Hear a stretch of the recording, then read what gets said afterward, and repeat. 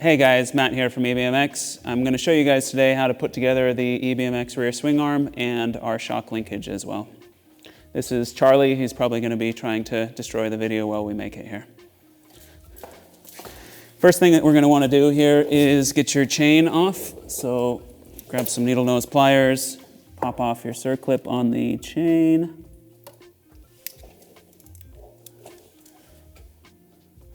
Watch out if you've got these little O-rings on some of the chains. Some of the Sur-Ron chains have them, some of them don't, but they're easy enough to lose, so just keep a good eye on them. There we go. All right, get that chain all the way out, pull it through, and just try to get it folded up somewhere that it won't make a mess. Thanks, Charlie. Next thing we want to do is get this rear axle loosened up and taken off. You need 17 mil on that one.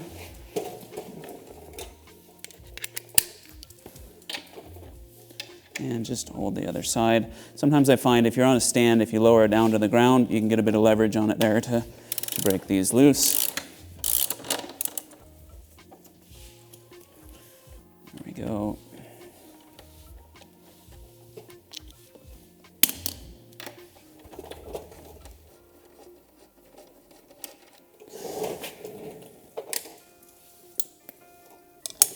All right, pop our axle through.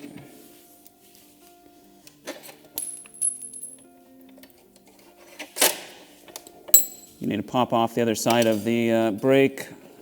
Just let that hang down for a minute. And just set your wheel off to the side. And we've got a couple spacers on here. Just make sure you stick everything back together the best you can as you take it apart so we don't lose anything. Thread that guy back on, and he can stay over here. All right, now next thing we need to do is we just need to get in here and start getting some of these bolts done for the shock. So back to a 13 mil.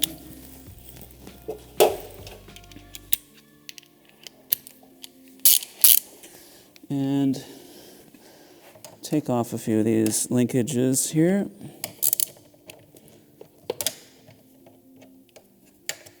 Loosen them up, and then we can twist them right off.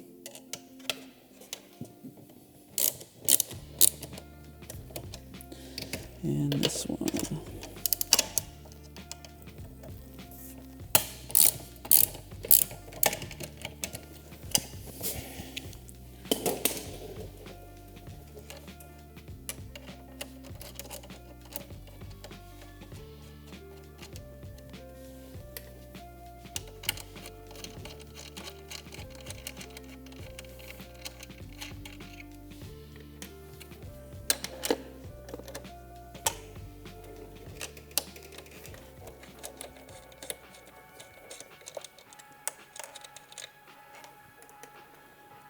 Go. All right, so easiest way to pop these through sometimes is if you have a soft hammer or just the end of one of these, just give it a little tap. They should pop out pretty easy.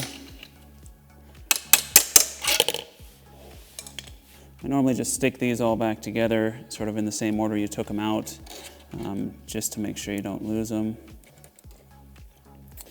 And the top one here. All right. So now we can pull the stock shock out of here.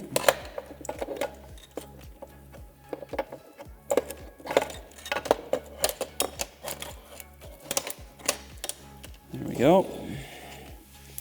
Set that down. We're going to need to use these bolts still, so hang on to those guys. And we'll take that triangle off here now as well. Might have been easier to take this off before, to be honest. Just watch out with the triangle. The triangle either side has some nylon bushings that are on the inside, and you can easily lose those, and that's a really bad thing if you're trying to torque it down. Just make sure those bushings on the inside don't get lost when you guys are doing this.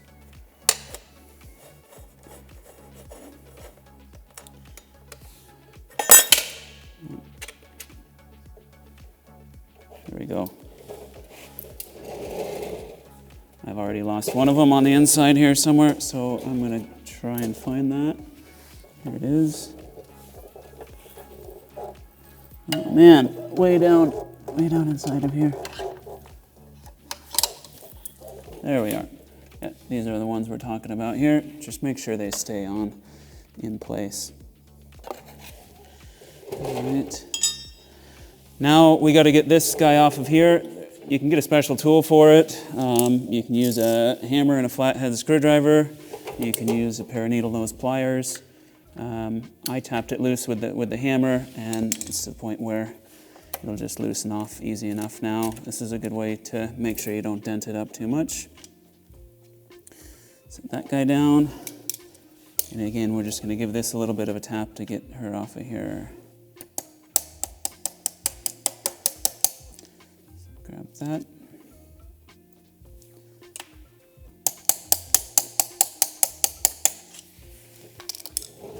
All right, and pull through the other side. Cool. All right, so once that's nice and loosened off, we've got to get our belt taken off out of here, or else it's going to be really difficult to get that off. So we'll swing her around for you here.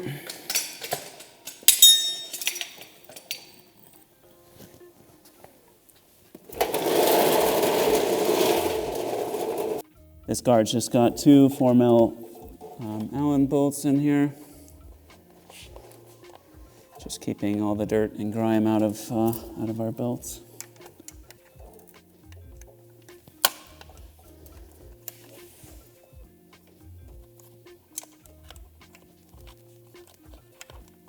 Right.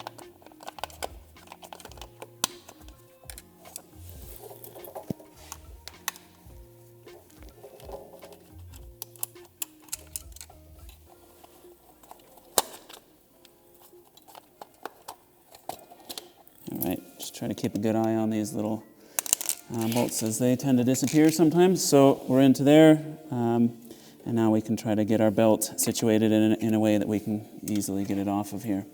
So pop your belt off. All right, so once we've popped the belt off of here, the whole swing arm is just going to pop right off of there. We set that down. We can pull the jack shaft piece out.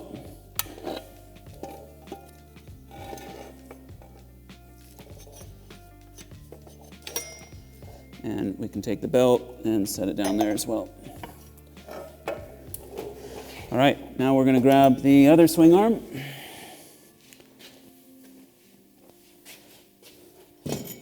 Which is going to go in its place. So these 2 swing arms, the new one is actually only weighs about 200 grams more than this one weighs, but it is quite a bit wider. And definitely it's 65 mil longer. Gives you a lot more rigidity and strength in there as well. So don't need this anymore. And we're going to get that one in there. While we're doing that, we're also going to get our shock and linkage ready, which is going to go back into there as well. So just leave both of these down here for now. First thing you're going to need to do is take this guy. So you're going to get your belt, make sure your belt is over the middle. It needs to be in between here. And your jack shaft is just going to have to fit into the middle. It shouldn't be too tight. As you can see, it's loose inside of here. That's okay. And now you're going to have to get this assembly pushed back into there and then get the axle slid through. So it's a little tricky to do. It's always good if you have someone to help you, but I'll show you guys how we can do it here without any help. The best way of doing it is going to be get the belt and push it through back onto where it goes up there. Now we're going to hold this in place. What we're aiming to do is get the jack shaft put inside of here, and now get this lined up inside of here. Make sure you have your bolt handy that's going to go through, just for you're in the right place. And here we go. So.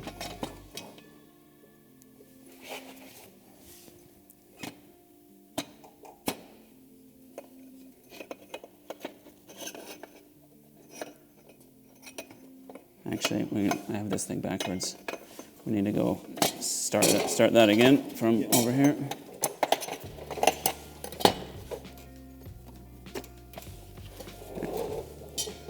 All right, we'll just start it from over here. So All right, we're going to make sure that we have our jack shaft assembly, we have our belt on in the middle.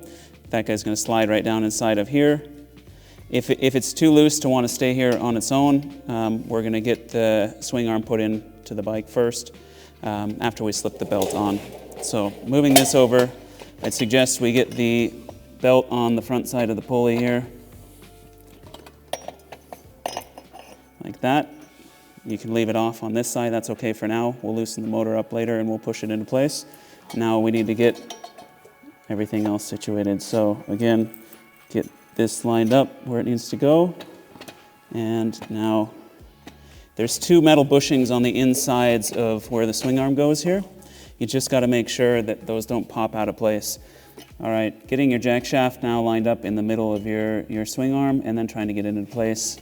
This is going to be the most frustrating part of this whole journey we're on here. Sometimes things line up well, other times they don't. Sometimes you need to persuade them into place with a bit of a tap with a rubber mallet, and that's okay as long as you're just careful to keep your fingers out of the way and also not hit the parts too hard.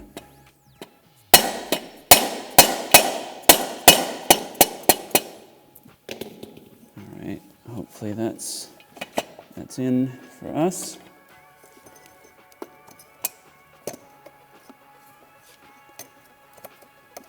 Belt where it needs to go. And now we'll take our axle and get that lined up.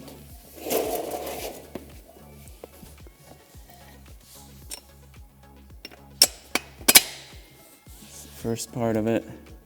What helps sometimes to get the inner axle lined up is if you can actually grab an Allen key or something that's round and not too pokey. You can get into the inner one there.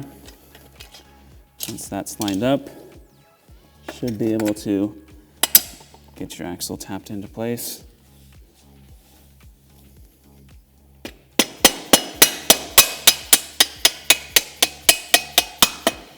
And just go to the other side and make sure that you have it lined up before you pound anything too hard. And again, if you need to grab an Allen key or something, help poke this into place so that it wants to go through. That's perfectly okay to do. Once you have, should go right on through there. All right, now we've got to get the belt situated. So the belt is sort of stuck on top of a few things here. As you can see, the newer Surons actually make this a little easier because there is no lip on this outer face, whereas some of the older Surons have a lip here, as well as on the inside of the bigger sprocket back here.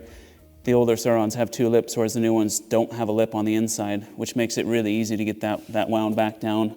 And this is still actually tensioned pretty well. You can slide it on, so that's a lot easier on these newer ones now. Just gonna get our castle nut here. And this has a washer that goes on it, and we'll just lightly thread that on to the back side where it belongs. Again, just take those needle nose pliers and just give it a little bit of a tighten up for the moment. So once we've got that nipped up a little bit there, we have the swing arm is fully in place. So now we're ready to put our linkage and our shock together. Easy enough to get the linkage and the shock in the right orientation on the ground before you put it into the bike. And you got to make sure that you tighten the bolt that's on the very bottom here down before you put it into the bike, or you won't be able to reach that. So we're going to tighten that one down there first.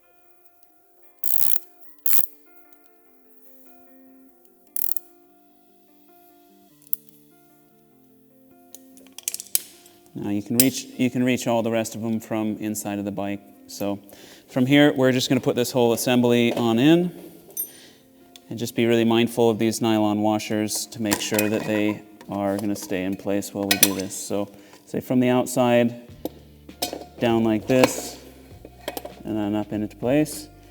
I would put the main bolt that's running through your swing arm in place first. So that's this one you have here that's supplied with the swing arm. Get that in place to hold things. Then lower down your triangle. You're going to grab your two bolts that probably came off with a washer on the outside. They're fully threaded, so don't mix them up with the bolts that were for attaching the linkages that don't have threads all the way. And you're going to get these in place. If it doesn't line up quite right, you might need to just very slightly lift your swing arm to get things into place. Look for the threaded hole. You might just have to wiggle your swing arm up a little bit and get it into place there. Same thing on the other side. Once one's lined up, the other one should go right in. Now you can get these triangle bolts tightened all the way.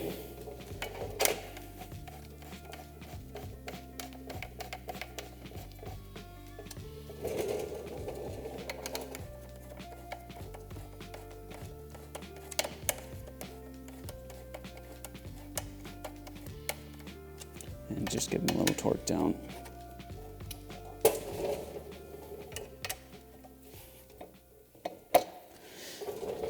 All right. Now we can carry on with the rest of the bolts that we have. So I hadn't put the nut on the back side of this one yet, so I'm just going to put that in place. Just be mindful that that flange nut that came with the bike will fit onto there, but you have to use a 1/4 inch socket to fit inside of here. If you don't have one of those, you could possibly use a screwdriver to hold this side together, but I would suggest you just find a thin wall socket or a 1/4 inch drive socket, and that'll get you in here. Newer versions should come with a slightly larger clearance for a 1/2 inch socket. Get that tightened down. And now the last one you need to get in place is just that top one, which you're just going to have to lift up, and then it should slide right into place. So grab your bolt, lift your swing arm up.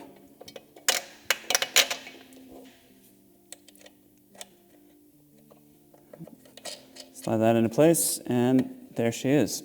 All right, so I'm just going to get that one tightened down as well.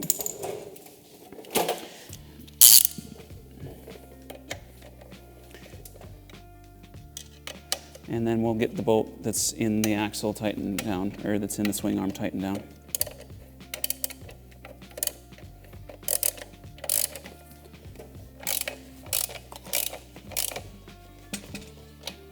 All right, now we just got to get this one tightened down that's on the swing arm here. There we are. All right, now we need to move on to getting that rear wheel back on.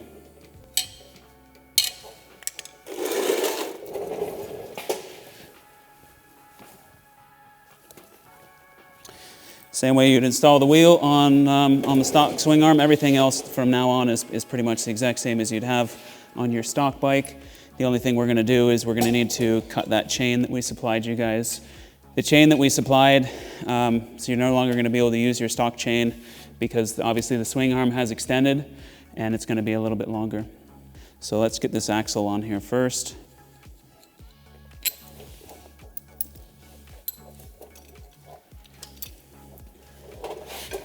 As you would do before, set your caliper over your rotor, clip in, and so drop that all into place, get your axle slid through. One thing you're going to notice here as well is that your rear brake line is quite tight now. There's a little screw up here that's going to be used to hold the line off of the wheel, but we're going to come up here and we're going to get some extra play out of that line in just a minute, after we finish putting this axle on. So just loosely put the axle, either side of the axle on. Again, we're going to need to adjust that chain, and we can leave this here for the moment. So now what we're going to do is we're going to need to loosen this off a little here. The best way to do this is just follow this cable up. It goes underneath where the battery sits, and then it runs up to your rear brake cable. So sometimes you can just give it a little tug, sometimes you need to lift your battery out and get a little bit of play in there. But what we want to do is make sure that when we have this cable back here in the fully extended position, that we're not going to be hitting our tire. If you guys have a big fat tire, this is a 100/118 Michelin Starcross tire. It's quite wide, it's quite aggressive. We just want to make sure that we protect this brake line. So I'm just coming up, pulling a little bit on it there. Now I've gotten plenty of play out of that, and I'm going to be able to use this little screw here that we've put in to hold this out of the way of the tire. So the chain that we've supplied you guys with this kit is big enough to fit, with the extended swing arm, a 68 tooth rear sprocket. So it's quite a long chain, it's 130 links. It's a pretty hard chain, so if you guys have chain breakers that would have broken the stock chains, you might need to use a grinder to open this one up. But go ahead, size it up appropriately, and go ahead and make a cut where you need to in the chain. And once you do that, then we'll get it put onto the sprocket.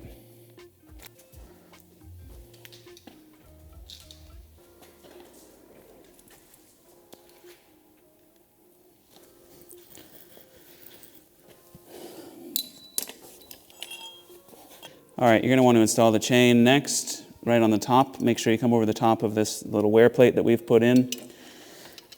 And make sure that you get enough play with this chain that then you can pull it down through from the bottom. So seeing as that guard is no longer in place with this chain, you should be able to feed a fair amount of chain down below, and then you can grab it and pull it from there. You're going to want to feed down through here. So I've got enough pulled down through here that I can reach around. I can actually grab it on this side, and you're just going to want to pull it through. Set this over the top. Oh. Set that over the top. Now this is how you're going to size where to cut your chain. So I've got my adjusters set pretty much halfway here on this axle. And I'm going to pull this chain around to see where it lines up. So that's the point I need to cut, right through here. All right, so I just used the grinder here, guys. Make sure you wear safety glasses when you're doing it. I've taken down the top of the sides on this chain because this is a pretty hardened chain. It's not going to break as easy as the stock chains do. So you can take down the tops, then you can get your chain breaker out, and you can go ahead and just punch those links through. Just keep hold of your master link and come over and get your chain onto place like that, and slide the master link in. Don't have to worry about O-rings. This is a chain that doesn't have O-rings. To make sure you get this in nice and easy, often find it's handy to grab a pair of needle nose pliers, grab in the front here, which will pinch those links together, and then you can just pop it through from the back side. You'll get your top of your link put on. And just make sure, guys, you put these clips on the right way. I've seen people put them on the wrong way and hit a rock on the trail, and then you wind up with no chain. You're never going to find that. You always want to make sure you have the open side facing away from how the chain goes. So this chain's traveling in that path, so you want to make sure you put it on this way here and clip it down into place, making sure it goes fully on. There we are. All right, you're going to want to grab your 10 mil spanner, and we're going to get the adjustments done to tension up the chain and make sure that your wheel is centered inside of your swing arm.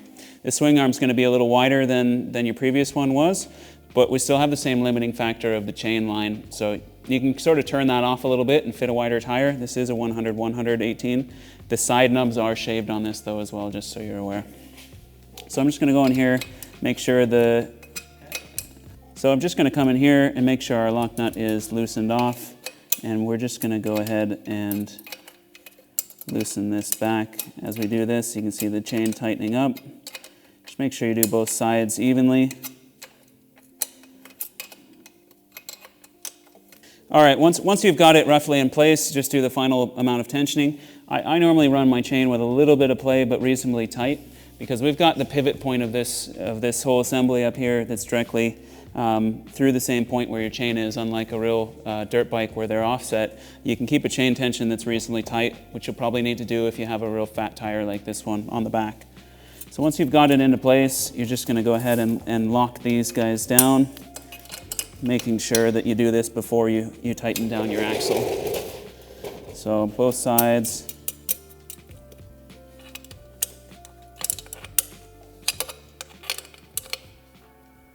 Get those locked into place, and now we just need to get our Allen key and our 17 mil socket, and we're just going to give a final tighten down on our axle bolt here.